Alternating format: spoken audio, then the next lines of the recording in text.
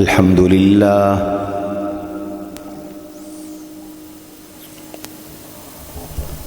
الحمد لله وحده والصلاة والسلام على من لا نبي بعده وعلى آله وأصحابه الذين أوفوا عهده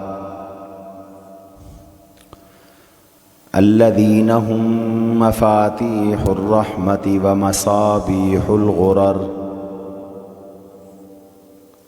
ونشهد أن لا إله إلا الله وحده لا شريك له ونشهد أن سيدنا ومولانا محمدا عبده ورسوله أما بعد فأعوذ بالله من الشيطان الرجيم بسم الله الرحمن الرحيم لتؤمنوا بالله ورسوله وتعزروه وتوقروه وتسبحوه بكرة وأصيلا وقال تعالى في موضع آخر آمنوا بالله ورسوله والكتاب الذي أنزل على رسوله وقال تبارك وتعالى في موضع آخر فلا وربك لا يؤمنون حتى يحكموك فيما شجر بينهم ثم لا يجدوا في أنفسهم حرجا مما قضيت ويسلموا تسليما وقال تبارك وتعالى في موضع آخر قل إن كنتم تحبون الله فاتبعوني يحببكم الله ويغفر لكم ذنوبكم وقال تعالى في موضع آخر ما لكم أن تؤذوا رسول الله ولا أن تنكحوا من بعده أزواجا أبدا وقال تبارك وتعالى في موضع آخر إن الله وملائكته يصلون على النبي يا أيها الذين آمنوا صلوا عليه وسلموا تسليما وقال رسول الله صلى الله عليه وسلم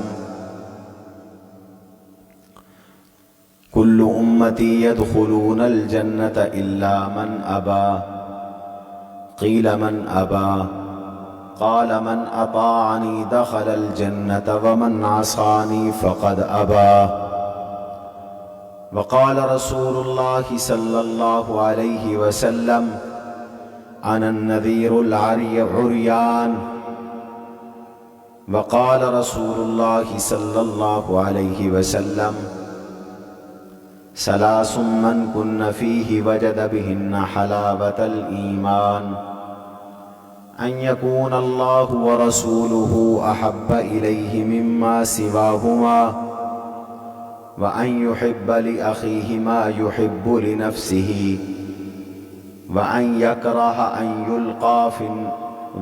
يكره أن يعود في الكفر كما يكره أن يلقى في النار أو كما قال رسول الله صلى الله عليه وسلم اللهم صل على محمد وعلى آل محمد تمام حضرات درود پاک پڑھ لیں اللهم صل على محمد وعلى آل محمد كما صليت على إبراهيم وعلى آل إبراهيم إنك حميد مجيد اللهم بارك على محمد وعلى آل محمد كما باركت على إبراهيم وعلى آل إبراهيم إنك حميد مجيد برادران اسلام،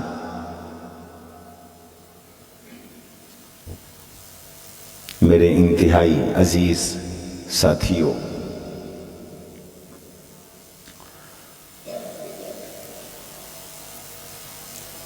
محترم بزرگوں، دوستوں اور بھائیوں،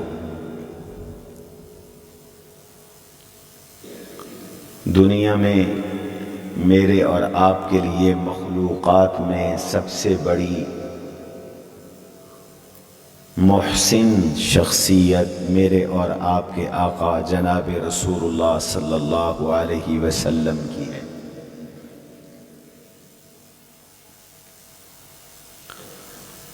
جس طرح اللہ کی نعمتیں گنی نہیں جا سکتی، اسی طرح حضور کے احسانات کو تولا نہیں جا سکتا۔ رسول اللہ صلی اللہ علیہ وسلم کی برکت سے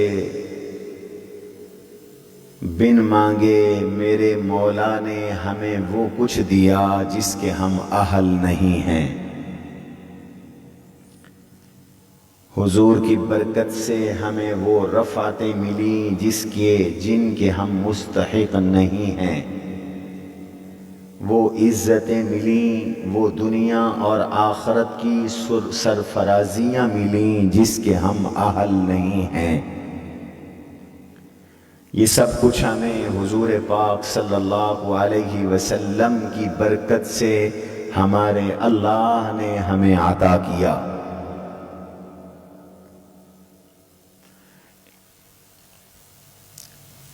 یہ بھی دین اور دنیا کا دستور ہے کہ جس کی جتنی زیادہ نوازشات ہوں اس کا اتنا زیادہ شکریہ ادا کیا جاتا ہے۔ اللہ نے بھی اپنے شکر ادا کرنے کا ہمیں حکم دیا، ہمارے ماں باپ کا شکر ادا کرنے کا ہمیں حکم دیا۔ انشکر لی ولی والدیک، اللہ نے فرمایا میرے بندے میرا بھی شکر ادا کر اور اپنے ماں باپ کا بھی شکر ادا کر۔ تیرے ماں باپ تیرے محسن ہیں، اس لیے اپنے ماں باپ کا بھی شکر ادا کر، میرا بھی حق ادا کیا کر، اپنے ماں باپ کا حق بھی ادا کیا کر۔ اذ قال لقمان لابنه وهو يعظه یا بنی لا تشرک باللہ، لقمان حکیم علیہ السلام کا قرآن کریم نے ذکر خیر فرمایا۔ انہوں نے اپنے بیٹے کو وصیت کی تھی اور وصیت میں سب سے پہلے اللہ کا حق ذکر کیا۔ فرمایا یا بنی لا تشرک باللہ، بیٹے اللہ کا حق ہے شرک نہ کرنا۔ پھر ووصینا الانسان بوالدیہ احسانا، پھر ماں باپ کا حق ذکر کیا کہ اپنے ماں باپ کے ساتھ حسن سلوک کرنا، اچھائیاں کرنا، احترام اور محبت کا معاملہ کرنا۔ اللہ نے اپنا حق ذکر کیا، ساتھ ماں باپ کا حق ذکر کیا۔ ایک اور جگہ فرمایا سورہ بنی اسرائیل میں غالباً، وَقَضَىٰ رَبُّكَ أَلَّا تَعْبُدُوا إِلَّا إِيَّاهُ وَبِالْوَالِدَيْنِ إِحْسَانًا، تیرے رب کا حکم ہے اللہ کی عبادت کیا کرو اور اللہ کے سوا کسی کی عبادت نہ کیا کرو، اور اپنے ماں باپ کے ساتھ حسن سلوک کیا کرو۔ تو ماں باپ کا حق ادا کرنے کا حکم، اللہ نے اپنا حق ادا کرنے کا حکم دیا، ماں باپ کا حق ادا کرنے کا حکم دیا، رشتہ داروں کا حق ادا کرنے کا حکم دیا۔ وَآتِ ذَا الْقُرْبَى حَقَّهُ، رشتہ دار کو بھی اس کا حق دے، رشتہ دار کو بھی اس کے حقوق دو، مسکین کو بھی اس کا حق دو، یتیم کو بھی اس کا حق دو، حتیٰ کہ فرمایا وَآتِ كُلَّ ذِي حَقٍّ حَقًّا، ہر حق والے کو اس کا حق دے دیا کرو۔ یہ حقوق اور فرائض کا ایک مستقل موضوع ہے، لمبی بات ہے۔ میں پچھلے جمعے بھی جو گفتگو شروع کرنا چاہتا تھا وہ نہیں کر سکا، اس لیے آج میں اپنے اس موضوع پہ آ رہا ہوں۔ جب سب کے حقوق ہیں اور رب کے حقوق ہیں تو میرے اور آپ کے آقا رسول اللہ صلی اللہ علیہ وسلم کے بھی حقوق ہیں، حضور کے حقوق بھی ادا کرو۔ ہم نے ماں باپ کے حقوق تو سنے ہیں، میاں اور بیوی کے حقوق بھی سنے ہیں، یتیموں اور مسکینوں کے حقوق بھی سنے ہیں، پڑوسیوں کے حقوق بھی سنے ہیں۔ کیا ہم نے کبھی رسول اللہ کے حقوق بھی سنے؟ ہمارے آقا کے ہم پر کیا حقوق ہیں؟ اہل اسلام کے ذمے اللہ کے نبی کے کون کون سے حقوق ہیں؟ ان حقوق کو ادا کرنا ہماری آپ کی ذمہ داری ہے۔ اگر ہم ماں باپ کا حق ادا نہیں کرتے تو ماں باپ کے نافرمان، اگر ہم رشتہ داروں کے حقوق ادا نہیں کرتے تو رشتہ داروں کے نافرمان اور رشتہ داروں کے حق تلفی کرنے والے، اگر ہم مزدوروں کے حقوق ادا نہیں کرتے تو ہم مزدوروں کے حق میں ظالم، ہم اگر اپنے مالک کے حقوق ادا نہیں کرتے تو ہمارا رزق حرام اور ہم اپنے مالک اور تنخواہ دینے والے کی حق تلفی کرتے ہیں، ہم استاد کا حق ادا نہیں کرتے تو گستاخ، نافرمان، ہم اپنے پیر و مرشد کا حق ادا نہیں کرتے تو پیر و مرشد کے گستاخ اور نافرمان۔ اگر رسول اللہ کے حقوق ادا نہیں کریں گے تو کیا ہم رسول اللہ کے نافرمان نہیں بنیں گے؟ کیا ہم رسول اللہ کی حق تلفی نہیں کریں گے؟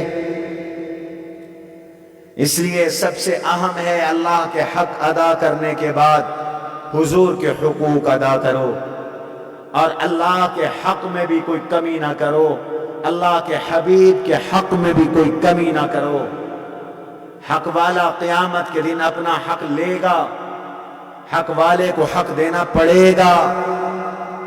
حضور علیہ السلام نے ارشاد فرمایا، ایک دفعہ صحابہ سے بتلاؤ کہ سب سے بڑا مفلس اور قلاش کون ہے، سب سے بڑا محروم کون ہے، سب سے بڑا مال و دولت سے عاری کون شخص ہے، مال و منال و اسباب سے خالی کون شخص ہے؟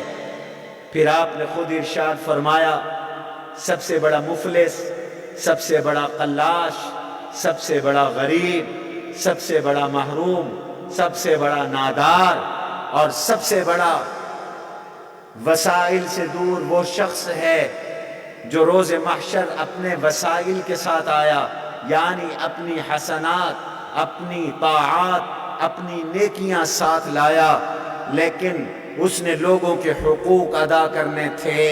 کسی کا حق تھا تو اس کا حق وہاں ادا کرنے کی اس کے سوا کوئی صورت نہیں ہوگی کہ اس کی نیکیاں اس کے سپرد کر دی جائیں گی۔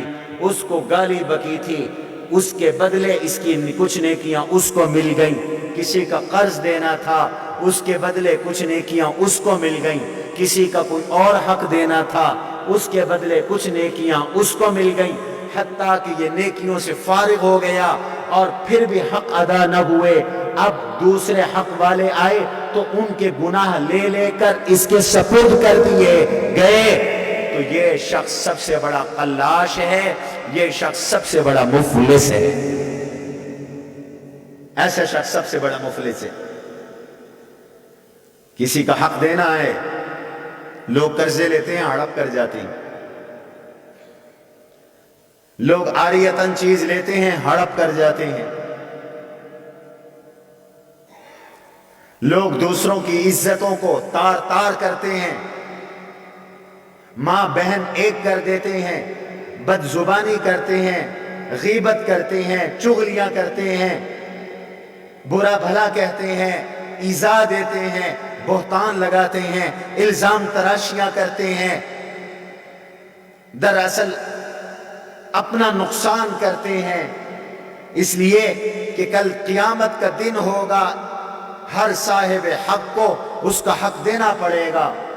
جس کی حق تلفی کی ہے اللہ اس کو حق دلوا کر رہیں گے۔ وَمَا رَبُّكَ بِظَلَّامٍ لِّلْعَبِيدِ، اللہ انصاف والی ذات ہیں، عدل والی ذات ہیں۔ اللہ ظلم گوارا نہیں کرتے، نہ ظلم کرتے ہیں نہ ظلم کرنے دیتے ہیں۔ اللہ تعالیٰ کے ہاں عدل ہوگا، برابری ہوگی، انصاف ہوگا۔ تو جب ایک پڑوسی کا حق دینا پڑے گا، ایک یتیم کا حق دینا پڑے گا، ایک مسکین کا حق دینا پڑے گا، اپنی بہنوں کا حق دینا پڑے گا، اپنی بیٹیوں کا حق دینا پڑے گا، اپنی امی کا حق دینا پڑے گا، اپنے ابو کا حق دینا پڑے گا، اپنے رشتہ داروں کا حق دینا پڑے گا، اپنے مزدوروں اور ملازموں کا حق دینا پڑے گا، تو کیا اللہ کے نبی کے حق تلفی ہوگی؟ تو کیا رسول اللہ کا حق ادا نہیں کرنا ہوگا؟ کیا قیامت میں سوال نہیں ہوگا؟ عام مزدور کا حق کسی نے تلف کیا، رب کہتا ہے میں اس مزدور کی طرف سے خود مدعی ہوں گا۔ ثلاثۃ انا خصمهم یوم القیامہ، حدیث قدسی ہے، حضور علیہ السلام نے ارشاد فرمایا، اللہ کہتے ہیں 3 آدمیوں کی طرف سے میں خود مدعی بنوں گا۔ ایک وہ شخص ہے جو مزدور ہے، جس نے مزدوری کی ہے اور اس کا حق کسی نے تلف کیا، مزدوری کرا کر اس کا حق اس کو نہ دیا، رب کہتا ہے میں 100 موٹو ایکشن لوں گا، میں خود کار نوٹس لوں گا، میں خود اپنی عدالت میں مقدمہ دائر کر کے کل روز محشر اس غریب کو، فقیر کو، مزدور کو، نادار کو حق دلواؤں گا۔ تو جب ایک عام مزدور کا یہ حق ہے، اللہ اس کا حق دلوائیں گے، تو حضور کے حقوق میں کوتاہی کرنے والا ہو اور وہ بھی مسلمان ہو تو کیا اللہ حق نہیں دلوائیں گے؟ قیامت کے دن کتنی شرمندگی ہوگی، کتنی رسوائی ہوگی۔ حضور کے حقوق ادا نہ کرنے والوں، کوئی کسی کا حق چور، کوئی کسی کا حق چور، کوئی کسی کا مجرم، کوئی کسی کا مجرم جو اللہ کے نبی کے حقوق ادا نہیں کر رہا، وہ روز محشر رسول اللہ کا مجرم بن کے پیش ہوگا، حضور کا مجرم بن کے پیش ہوگا۔ اس لیے خالی محبت کے دعوے اور خالی محبت کے نعرے اور خالی محبت کے جلسے اور خالی محبت کی تحریریں اور خالی محبت کی باتیں اور خالی محبت کے پروگرام اور خالی محبت کے ہفتے اور خالی یہ سارے سلسلے بیکار ہیں جب تک اللہ کے رسول کی حق تلفی کر رہے ہو۔ اللہ کی رحمت نہیں ملے گی، حضور کے حقوق ادا کرو۔ اب وہ حضور کے حقوق کیا ہیں؟ ان کو کھولا جائے تو کئی جمعے چاہیے، میں اختصار کے ساتھ عرض کرتا ہوں۔ سب سے پہلا رسول اللہ صلی اللہ علیہ وسلم کا حق ہے کہ حضور پر ایمان لاؤ، یہ اللہ کے نبی کا پہلا حق ہے۔ ایمان بالرسول ضروری ہے، حضور پہ ایمان لانا ضروری ہے۔ حضور پہ ایمان لاؤ، آپ اللہ کے نبی ہیں، آپ اللہ کے رسول ہیں، حضور پہ ایمان لاؤ، آپ خاتم النبیین ہیں، خاتم المرسلین ہیں، حضور پہ ایمان لاؤ، آپ خاتم المعصومین ہیں، آپ گناہوں سے پاک ہیں، حضور پر ایمان لاؤ، آپ نے جو فرمایا حق ہے، حضور پہ ایمان لاؤ، آپ نے جو کیا سچ ہے، حضور پہ ایمان لاؤ، اللہ کے نبی کی ہر حدیث سچ ہے، اللہ کا نبی کا لایا ہوا قرآن حق ہے، اللہ کے نبی کا لایا ہوا توحید کا عقیدہ حق ہے، اللہ کے نبی کا لایا ہوا رسالت کا عقیدہ حق ہے، اللہ کے نبی کا لایا ہوا قیامت کا عقیدہ حق ہے، اللہ کے نبی کی دی ہوئی سنت حق ہے، اللہ کے نبی کی دی ہوئی شریعت حق ہے، اللہ کے نبی کا ہر حکم حق ہے۔ عقل میں آئے تو مانو، عقل میں نہ آئے تو مانو، دل چاہے تو مانو، دل نہ چاہے تو مانو، جو کچھ فرما دیا وہ حق ہے، اگر نبی پر ایمان نہیں ہے تو ایمان بھی نہیں ہے، پھر بندہ مسلمان بھی نہیں ہے۔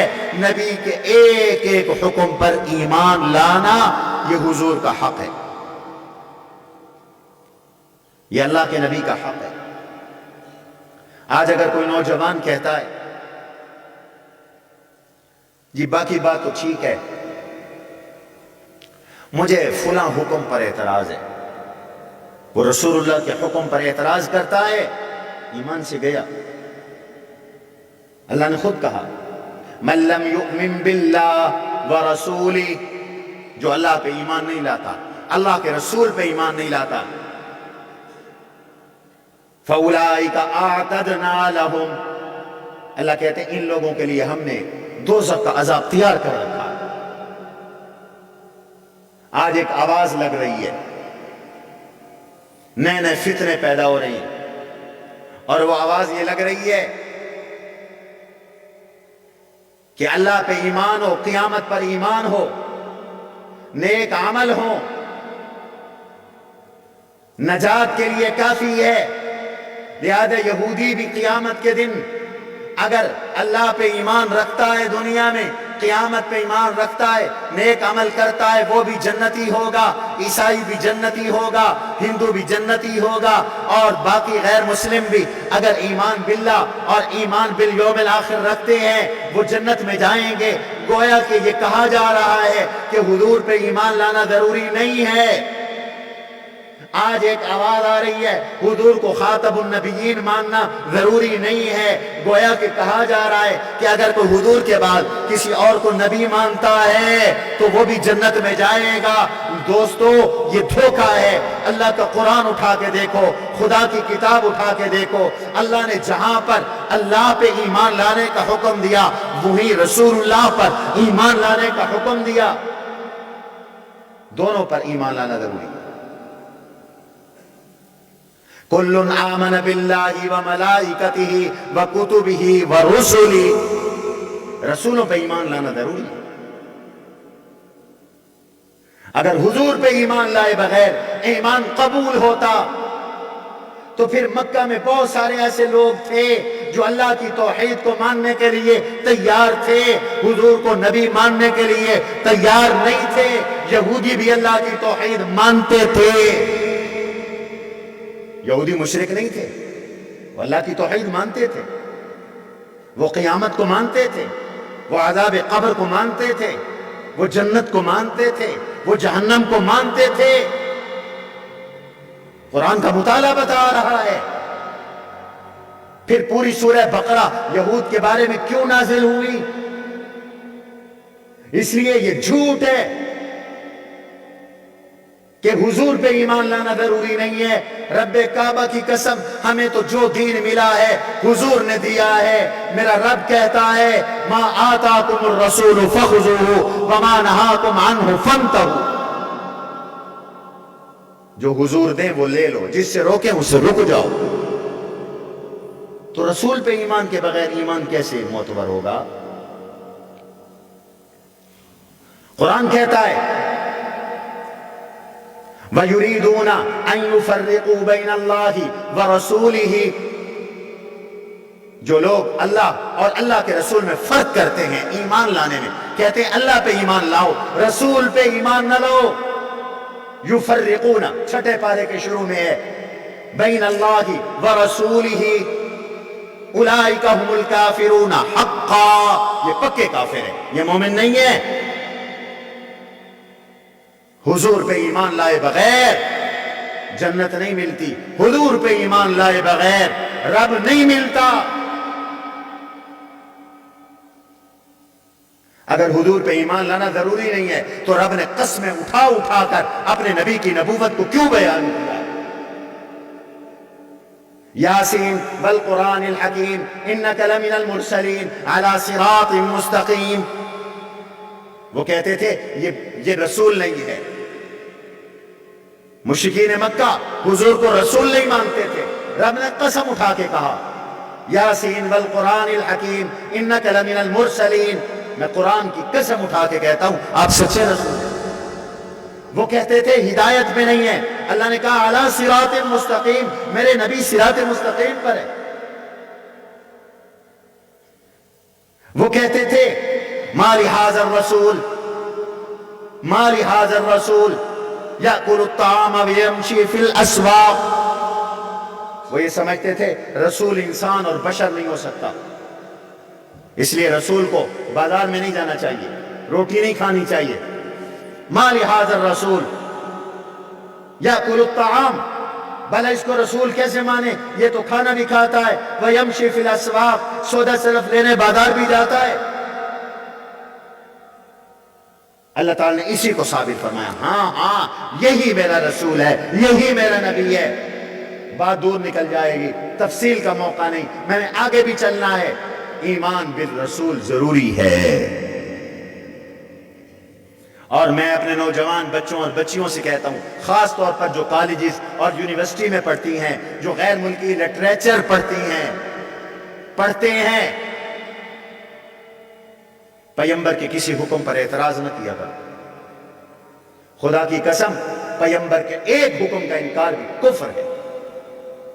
آج ایک طبقہ کہتا ہے اسلام نے عورت کو وراثت ادھوری دی ہے، پوری نہیں دی، عورت کے حقوق پورے نہیں ہیں۔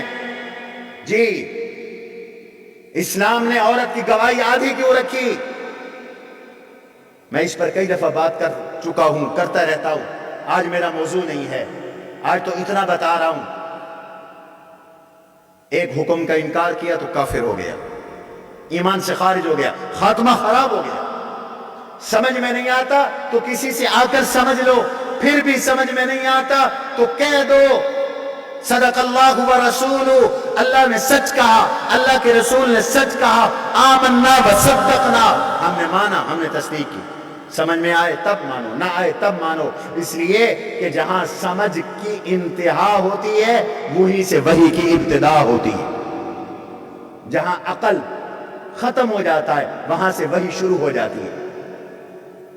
تو پہلا حضور علیہ السلام کا حق ہے حضور پہ ایمان لانا، اور آپ کو آخری نبی جاننا، اور آپ کو سب سے افضل ماننا، اور آپ کو گناہوں سے پاک اور معصوم ماننا، اور آپ کی سنت کو حق ماننا، اور آپ کی حدیث کو حجت ماننا۔ آج کچھ لوگ حدیث کی حجیت کا انکار کرتے ہیں، ان کا بھی رسول پہ ایمان نہیں ہے۔ کچھ بدبخت کہتے ہیں کہ ہم تو صرف اللہ کی مانیں گے۔ حضور تو ایک ڈاکیہ تھے، ڈاکیہ آیا، خط دیا، چلا گیا، حضور نے قرآن پہنچایا، چلا گیا۔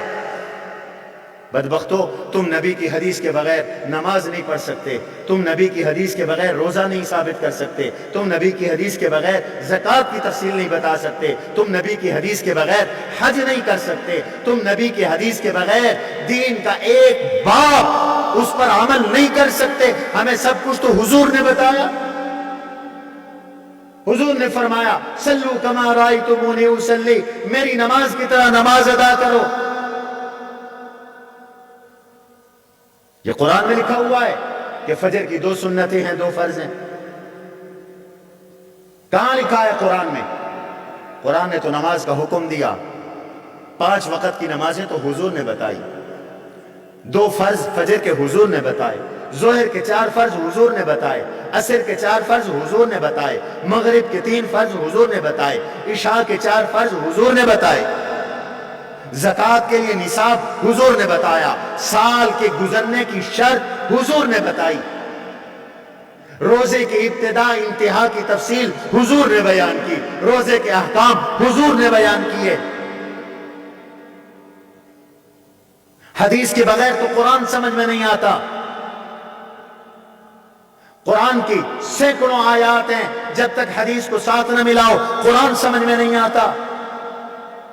انگریز نے آپ کو دین سے کاٹنے کے لیے کبھی ختم نبوت کے انکار کا فتنہ اٹھایا، قادیانیوں کو اٹھایا اور کبھی حدیث کے منکرین کو کھڑا کر دیا، اور آج ان لوگوں کو کھڑا کیا جا رہا ہے جو یہ کہتے ہیں کہ رسول پہ ایمان لانا کوئی ضروری نہیں ہے، جنت میں ہر کوئی جا سکتا ہے، تو پھر ایمان کوئی ضروری نہیں ہے، اسلام کوئی ضروری نہیں ہے۔ لوگوں یاد رکھو، نہ اللہ کی حق تلفی کرنا، نہ اللہ کے رسول کی حق تلفی کرنا، اللہ پر بھی ایمان ضروری ہے۔ اللہ کی توحید کے بغیر ایمان نہیں، نبی کی رسالت کے بغیر ایمان نہیں۔ یہ پہلا حق۔ حضور کا دوسرا حق، اللہ کے نبی سے محبت کرو۔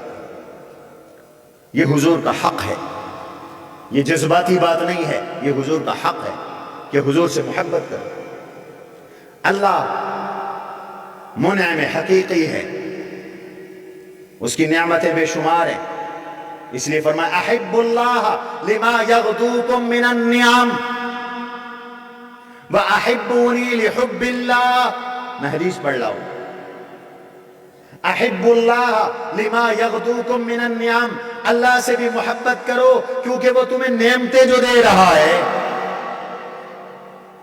ایمان سے بتاؤ، دل پہ ہاتھ رکھ کر، مجھے اور آپ کو کون کھلاتا ہے، کون پلاتا ہے، کون سلاتا ہے، کون جگاتا ہے، کون پہناتا ہے، کس نے رہائشیں دی، گھر کس نے دیے، رشتہ دار کس نے دیے، زندگی کس نے دی، آب و ہوا کس نے دی، آکسیجن کس نے دیا، صحت کس نے دی، عافیت کس نے دی، عزت کس نے دی، روزی کس نے دی، ما بکم من نعمت فمن اللہ۔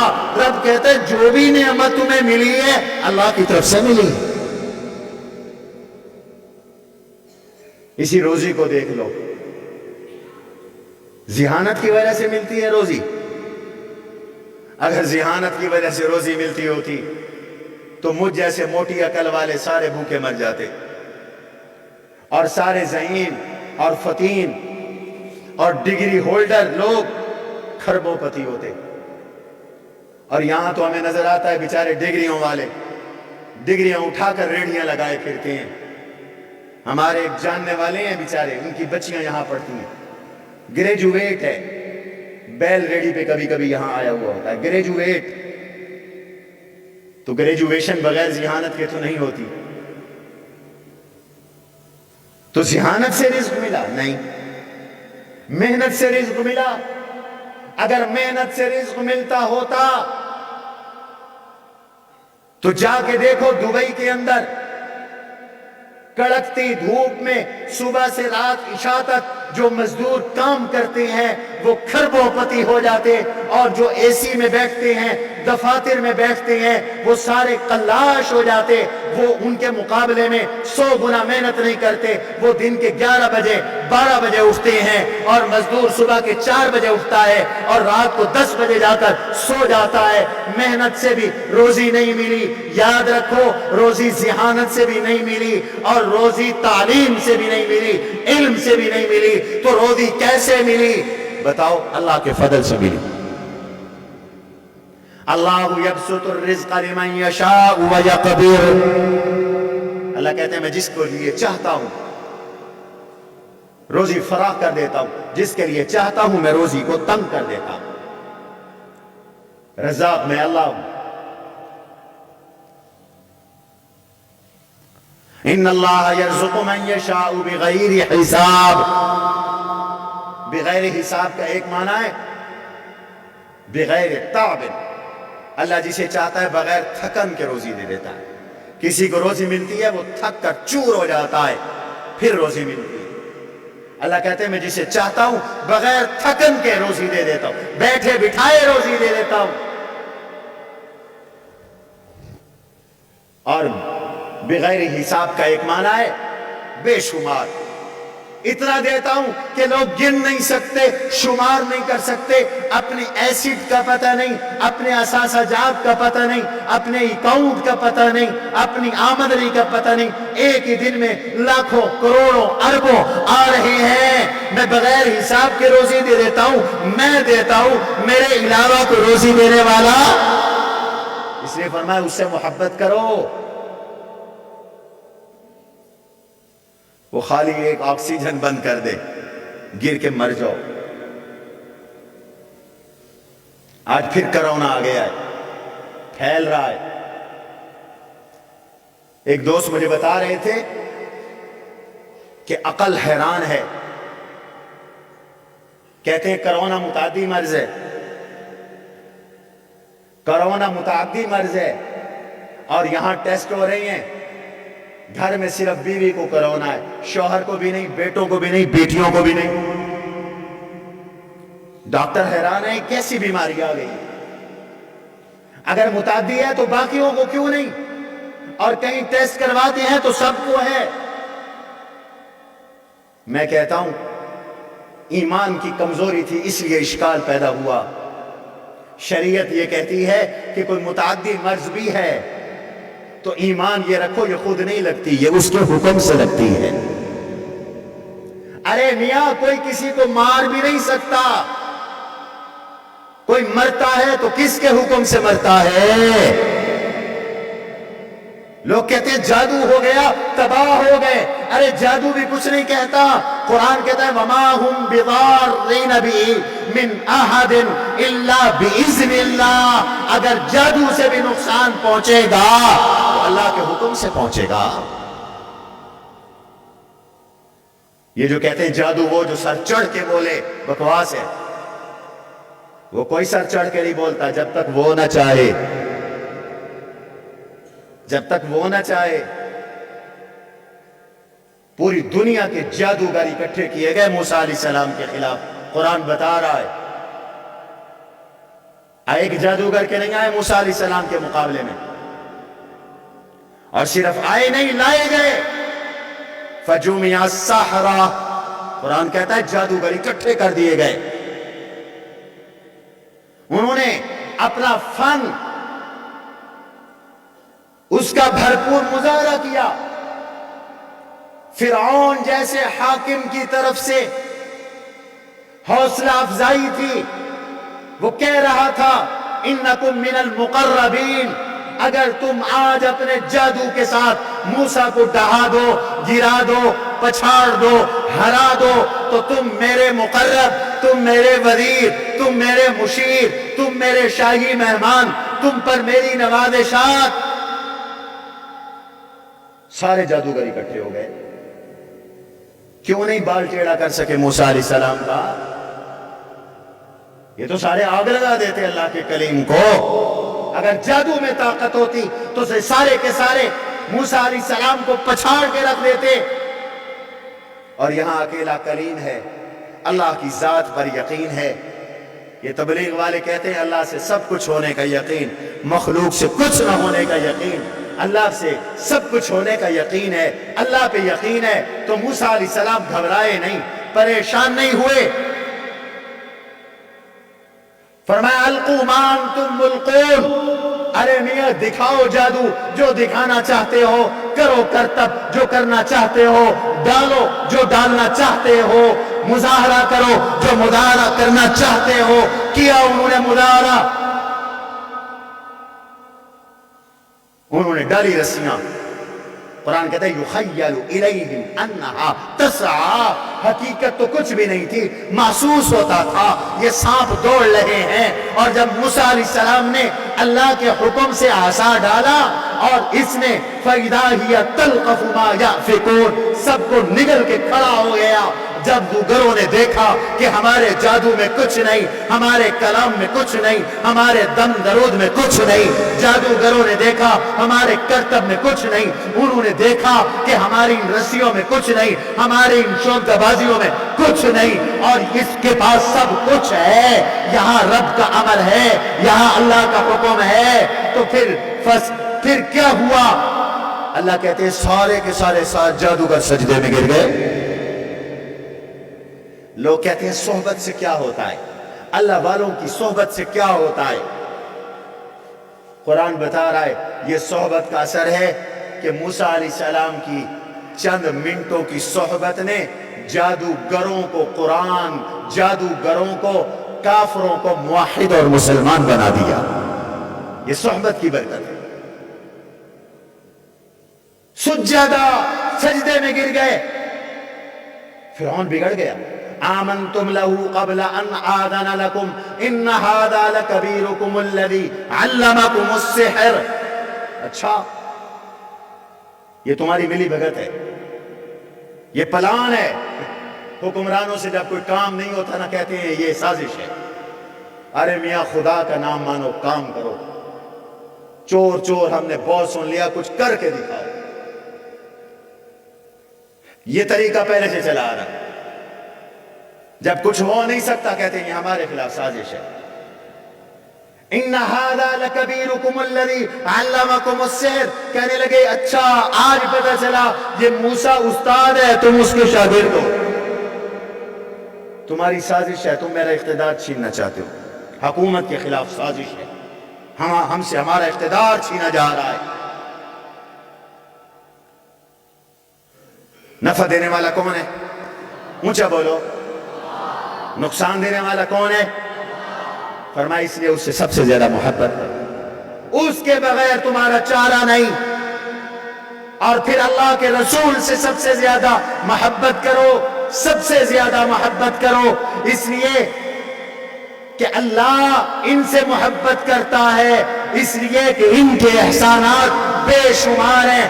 اس لیے کہ حضور کی برکت سے میں اور آپ انسان ہیں، حضور کی برکت سے میں اور آپ مسلمان ہیں، حضور کی برکت سے میرے اور آپ کے دلوں میں توحید ہے، حضور کی برکت سے میرے اور آپ کے چہروں پہ داڑھی ہے، حضور کی برکت سے یہ مسجد ہے، حضور کی برکت سے ہمارے سینوں میں قرآن ہے، حضور کی برکت سے یہ منبر ہے، حضور کی برکت سے یہ محراب ہے، حضور کی برکت سے یہ حج ہے، حضور کی برکت سے یہ روزہ ہے، حضور کی برکت سے یہ زکوٰۃ ہے، حضور کی برکت سے یہ صدقہ ہے، حضور کی برکت سے باپ کی عزت ہے، حضور کی برکت سے ماں کا احترام ہے، حضور کی برکت سے بیٹی کی عزت ہے، حضور کی برکت سے عورت کو حق ملا، حضور کی برکت سے آج غریبوں کو حق ملا، حضور کی برکت سے یتیم کو حق ملا، حضور کی برکت سے مسکین کو حق ملا، حضور کی برکت سے تم خیر الامم بنے، حضور کی برکت سے تم پوری کائنات میں سب سے زیادہ عمروں میں کم ہو، اجر میں زیادہ بنے. حضور کی برکت سے جنت میں تمہاری 80 صفیں ہوں گی، حضور کی برکت سے تمہیں حوض کوثر ملے گا، حضور کی برکت سے حضور کی شفاعت ملے گی، حضور کی برکت سے امتوں میں سب سے پہلے جنت میں جاؤ گے، حضور کی برکت سے اللہ تم سے راضی ہوگا، حضور کی برکت سے تمہارے لیے غنیمت حلال، حضور کی برکت سے تمہیں تیمم ملا، حضور کی برکت سے تمہیں اللہ نے طیبات عطا کی، حضور کی برکت سے خبیث چیزوں سے بچایا، حضور کی برکت سے تمہیں نکاح ملا، حضور کی برکت سے تمہیں رشتہ داریاں ملی. اور لوگوں اللہ کے نبی کی برکت سے آج تم انسان ہو، ورنہ پچھلے لوگ بندر بھی بن گئے تھے، خنزیر بھی بن گئے تھے، چوہے بھی بن گئے تھے. آج اگر تمہیں انسانی شکل ملی ہے حضور کی برکت سے، اللہ کے نبی کی برکت سے. اس لیے حضور سے سب سے زیادہ محبت کرو. ارے میاں محب سے محبت کی جاتی ہے، محسن سے محبت کی جاتی ہے. ہمارے استاد تھے یہاں حضرت مولانا قاری صدر الدین صاحب رحمۃ اللہ علیہ. وہ کبھی کبھی شاگردوں سے گیلا کرتے تھے، کہتے تھے آج کوئی کسی کو چائے کی پیالی بھی پلا دے تو اس کا بھی شکریہ ادا کرتا ہے. تم 8 سال پڑھتے ہو اور استادوں کو پوچھتے نہیں ہو. ایک تو استاد کو نہ پوچھنا یہ گیلا ہے. تم کیسے امتی ہو کہ اپنے آقا کو نہیں پوچھتے، حضور سے نہیں، حضور کو نہیں پوچھتے. صحابہ نے حضور سے محبت کی ہے اور ایسے محبت کی کہ کائنات میں اس کی مثال نہیں ملتی. کوئی یار کسی یار سے اتنی محبت نہیں کر سکتا جتنی صحابہ نے حضور سے محبت کی. وفد آیا مشرکین مکہ کا صلح حدیبیہ کے موقع پر، واپس گیا تو جا کے اپنے ویوز بتائے، اپنے تاثرات بتلائے، خیالات بتلائے. کہنے لگا کہ میں کیسر و کسریٰ کے درباروں میں بھی گیا ہوں، سپر طاقتوں کی حکومتوں کو بھی میں نے دیکھا ہے، میں نے بڑے بڑے لوگوں کو دیکھا ہے، لیکن جو محبت محمد کے یاروں کو محبت محمد سے ہے وہ دنیا میں کسی کو کسی سے نہیں ہے. میں نے دیکھا کہ وہ جب وضو کرتے ہیں تو ان کے یار، ان کے وضو کا پانی، ان کے ہاتھ سے ٹپکنے والا پانی، ان کے چہرے سے ٹپکنے والا پانی، ان کی ریش مبارک سے ٹپکنے والا پانی، ان کے منہ سے نکلنے والا کلی کا پانی، ان کے ناک سے نکلنے والا ریٹھ والا پانی زمین پہ نہیں گرنے دیتے، وہ ایک دوسرے کے آگے دوڑ کر پانی لے کر اپنے جسم پہ مل لیتے ہیں۔ صحابہ نے ایسے محبت کی کہ پیغمبر اگر حجامت کرواتے تو یہ صف بنا کر لائن بنا کے کھڑے ہو جاتے۔ وہ کہتا تھا کہ ایک بال مجھے بھی مل جائے، دوسرا چاہتا تھا یہ بال مجھے بھی مل جائے، تیسرا چاہتا تھا یہ بال مجھے بھی مل جائے۔ حجۃ الوداع کا موقع تھا، ابو طلحہ نے آپ کی حجامت کی، آپ نے حلق کروایا، آدھے بال تقسیم کٹوائے، فرمایا ابو طلحہ برکت کے لیے یہ تم رکھ لو، باقی آدھے بال میرے صحابہ میں تقسیم کر دو۔ ناخن کاٹتے حضور تو یہ ناخن اپنے پاس رکھ لیا کرتے تھے، بطور تبرک کے رکھ لیتے تھے، بولتے تو سناٹا ہو جاتا، حکم دیتے تو سب لپک پڑتے، اشارہ کرتے تو گردن کٹوا دیتے، اور سوتے پیغمبر پسینہ آتا تو عورتیں اللہ کے نبی کے پسینے کو شیشیوں میں لے کر بند کر کے رکھ لیتی تھی۔ ام سلیم کہتی ہے رب کعبہ کی قسم، کائنات کی کسی عطر میں، کسی پرفیوم میں، کسی خوشبو میں وہ کمال نہیں ہے جو محمد کے پسینے کی لیے اللہ نے خوشبو رکھی۔ حضور کے صحابہ کو حضور سے اتنی محبت تھی، تو اس لیے یہ حضور کا حق ہے، سب سے زیادہ اللہ کے نبی سے محبت کرو، اور یہ قرآن کا بھی حکم ہے۔ بس یہ آیت پڑھ کے بات ختم کرتا ہوں، یہ قرآن کا بھی حکم ہے۔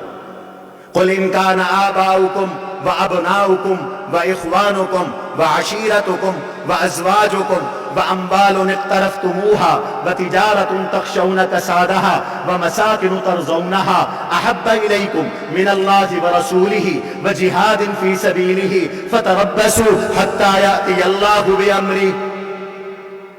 اللہ نے فرمایا اگر اللہ اور اللہ کے رسول اور جہاد سے تمہیں اپنے باپ، اپنے بیٹے، اپنے بھائی، اپنی بیویاں، اپنی برادری، اپنا کنبہ قبیلہ، اپنے بنگلے اور کوٹھیاں، اور تمہیں دنیا زیادہ اچھی لگتی ہے، پھر دنیا میں جینے کے قابل نہیں ہو، اللہ کے عذاب کا انتظار کرو، ہلاک ہو جاؤ گے۔ فَتَرَبَّصُوا حَتَّى يَأْتِيَ اللَّهُ بِأَمْرِهِ۔ سب سے زیادہ حضور سے محبت کریں۔ اور اگلا حق ہے، اگر یہ اکیلا حق میں بیان کر دوں پھر تو بات نہیں بنے گی۔ محبت برائے محبت نہیں، محبت برائے اطاعت ہے۔ اگلا حق ہے حضور کی اطاعت کرو، اس لیے کہ جس سے محبت ہوتی ہے اس کی بات مانی جاتی ہے، اس کی بات مانی جاتی ہے۔ اگر کوئی کہے کہ مجھے اپنے باپ سے محبت ہے اور باپ کو گلاس پانی کا نہ پلاتا ہو، وہ باپ کا گستاخ ہے، وہ باپ کا حقدار۔ تَعْصِي الْإِلَٰهَ وَتُظْهِرُ حُبَّهُ لَعُمْرِي هَذَا فِي الْقِيَاسِ بَدِيعُ لَوْ كَانَ حُبُّكَ صَادِقًا لَأَطَعْتَهُ لَوْ كَانَ حُبُّكَ صَادِقًا لَأَطَعْتَهُ۔ اگر تو محبت میں سچا ہوتا تو پیغمبر کی بات مانتا۔ لَوْ كَانَ حُبُّكَ صَادِقًا لَأَطَعْتَهُ إِنَّ الْمُحِبَّ لِمَنْ يُحِبُّ مُطِيعُ۔ یہ ہمارے بچے سمجھ گئے اس شعر کو، علماء سمجھ گئے۔ إِنَّ الْمُحِبَّ لِمَنْ يُحِبُّ مُطِيعُ۔ شاعر کہتا ہے تو کیسا عاشق ہے، دعویٰ تو کرتا ہے عشق کا اور خدا کی نافرمانی کرتا ہے، رسول کی نافرمانی کرتا ہے۔ یہ عقل میں نہیں آتا کہ تم محبت بھی کرے اور نافرمانی بھی کرے۔ اگر تم محبت میں سچا ہے تو پھر پیغمبر کی اطاعت کر، اس لیے کہ فَإِنَّ الْمُحِبَّ لِمَنْ يُحِبُّ مُطِيعُ۔ محب اپنے محبوب کا فرما بردار ہوتا ہے، محب اپنے محبوب کے اشارے پر تن من دھن قربان کر دیتا ہے، اپنا